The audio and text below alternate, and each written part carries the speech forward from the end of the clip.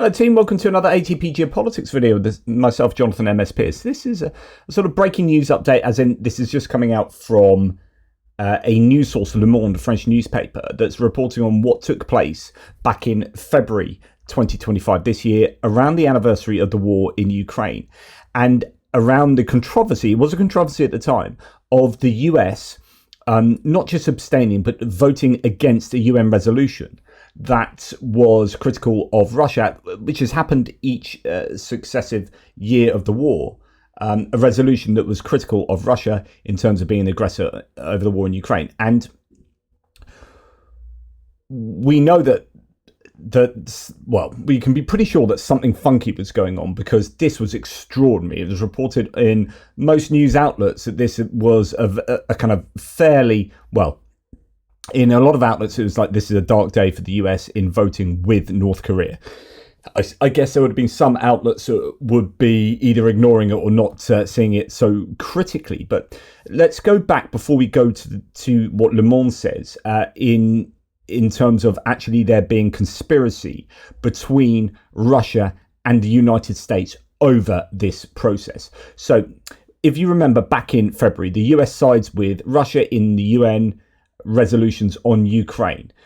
So the US has twice sided with Russia in votes in the United Nations to mark the third anniversary of the Russian invasion of Ukraine, highlighting the Trump administration's change of stance on the war. First, the US opposed a European draft resolution condemning Moscow's actions and supporting Ukraine's territorial integrity, voting the same way as Russia and countries including North Korea and Belarus at the UN General Assembly, UNGA in New York. Then the US drafted and voted for a resolution at the UN Security Council, which called for an end to the conflict but contained no criticism of Russia. So this is a time where the US voted against most of the rest of the world and voted with North Korea in not condemning Russia in the United Nations. Okay, so the rift was laid bare, says the BBC, on the floor of the 193-member UNGA on Monday as US diplomats pushed their limited resolution mourning the loss of life in the Russia-Ukraine conflict and calling for a swift end to it. European diplomats tabled a more detailed text blaming Russia for its full-scale invasion and supporting Ukraine's sovereignty and territorial integrity.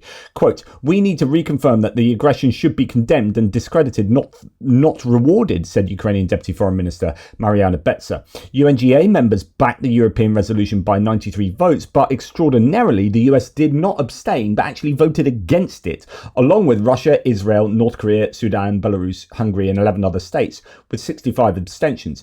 And at the time, if you remember, there was news that came out that Israel was very heavily lobbied by the US for that vote against as well. So that was disturbing in itself.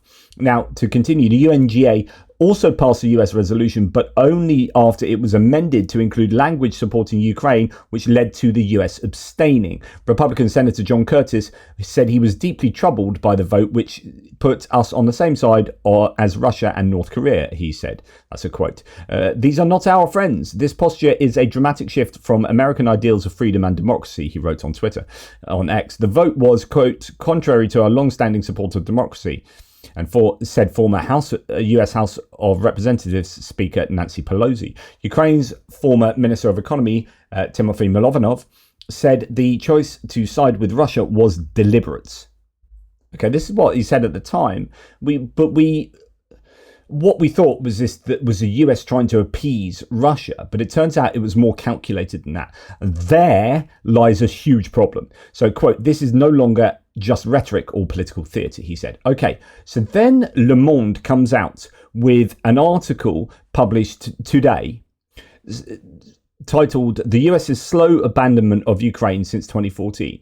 And it goes back in history and it looks at Obama, it looks at Trump 1.0, it looks at Biden, and rightly casts criticism over those administrations. And we're going to skip through that because we want to get to the point where we're talking about going from, hesitating on giving enough aid to Ukraine or not giving enough lethal aid when they needed it to outright conspiracy with the enemy. If anyone's still in any doubt about where the Trump administration lies with regard to Ukraine, I mean, this, if it's true, should be it. If you're going to conspire with Russia to stand effectively with Russia and against Ukraine and against allies of Ukraine, then it tells you everything you need to know.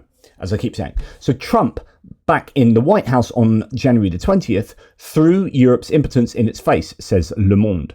He promised to resolve the Ukrainian conflict in 24 hours, and the manner in which he went about it stunned Europeans. He aligned himself with Russia, which he refused to label an aggressor, accused Ukraine of starting the war, and called Zelensky a dictator, reviving French-British leadership despite Brexit, Paris and London attempting to force Europe back into the diplomatic game and help bring the American president back to reason. On February the 24th, the third anniversary of Ukraine's invasion, several European leaders were in Kiev to show solidarity. French President Emmanuel Macron, meanwhile, arrived at the White House with a plan in hand to win over Trump. 3 days later, it would be British Prime Minister Keir Starmer's turn. But behind the scenes, on February the 24th, a fierce battle was playing out in the UN.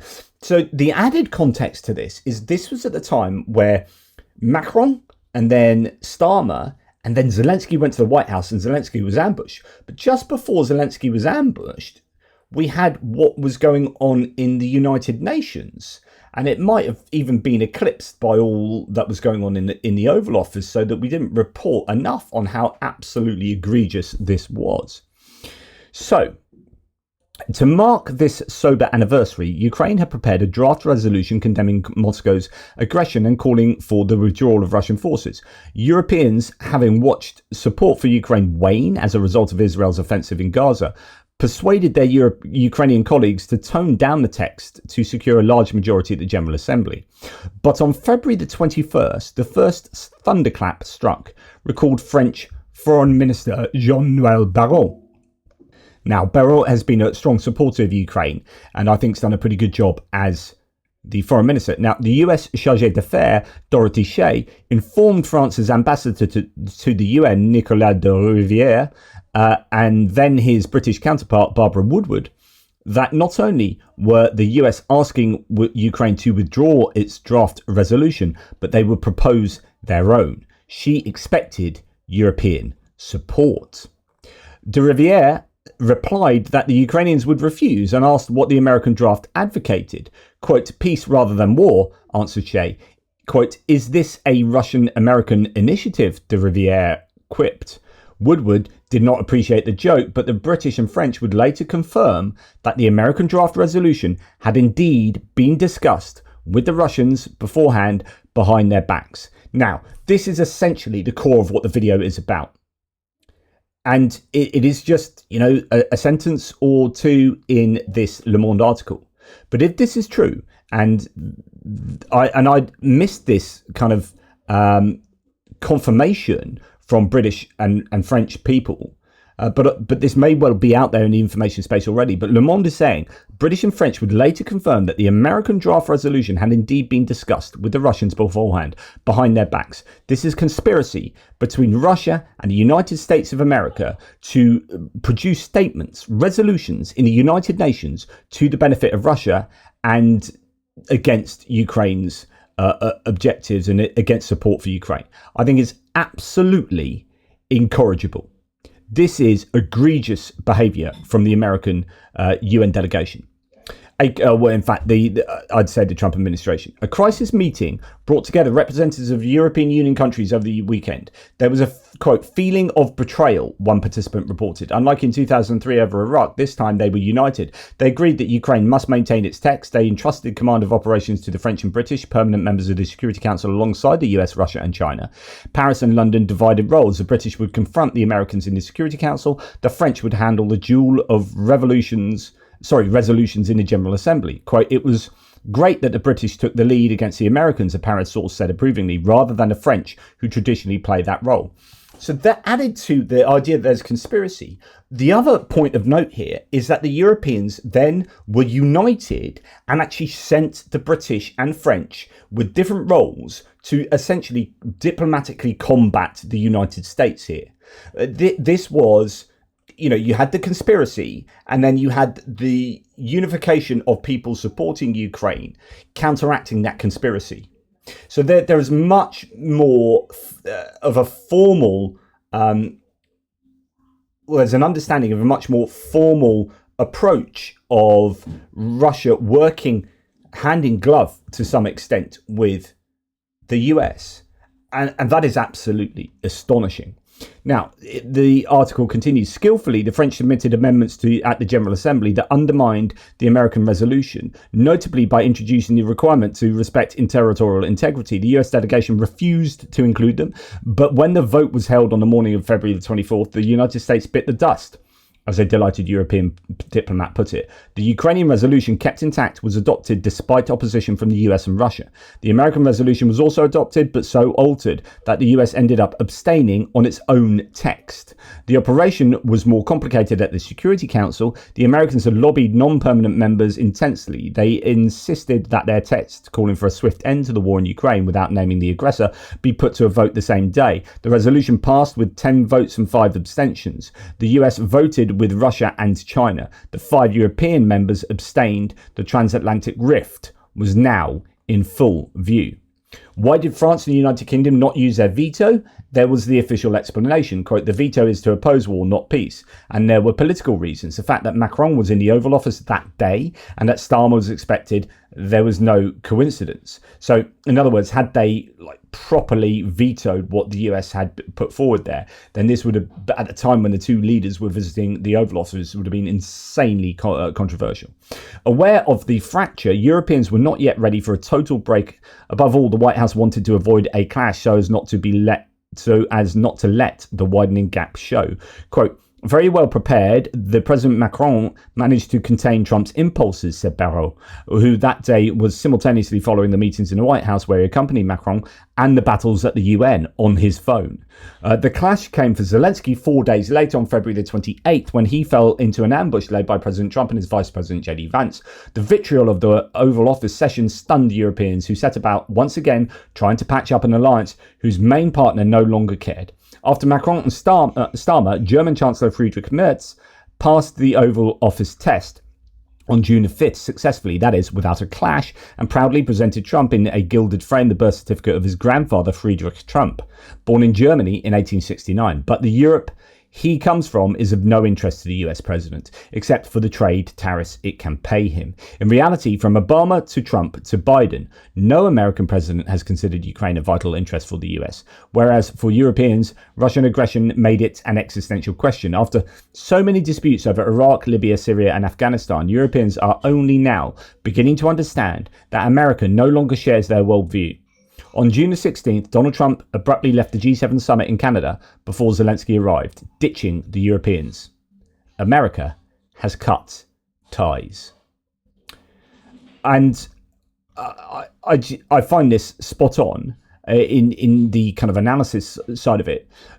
But what is, as I say, remarkable is the idea that there was conspiracy between the US and Russia in order to present this narrative. Now, you know, if you were to be as charitable to the US as possible, you would say this is being led by the US to try and appease Russia to get them on side and then to force in a decent peace negotiation or the opportunity for such. But actually, I would imagine this was the other way around, which is Russia dictating to the US what they would like to see and how they would like this all toned down so they don't seem like the bad guys. Or the US being more over, it wasn't so much about like peace and trying to drive towards a set of negotiations that might just happen, that should benefit Ukraine. That's how they should be seeing it. But actually, no, we want to ram through a peace negotiation that will normalize relationships with Russia. And so therefore, you know, we are just going to throw Ukraine under the bus and just go all in with Russia. I mean, either that or Russia dictating it, those are just terrible, terrible situations where you see these otherwise, you know, 50 years ago, these countries were mortal enemies. Now, with Trump at the helm, but no difference in the kind of dictatorial regime in Russia, there seems to be a partnership going on. And I think it's absolutely horrific. It's horrific.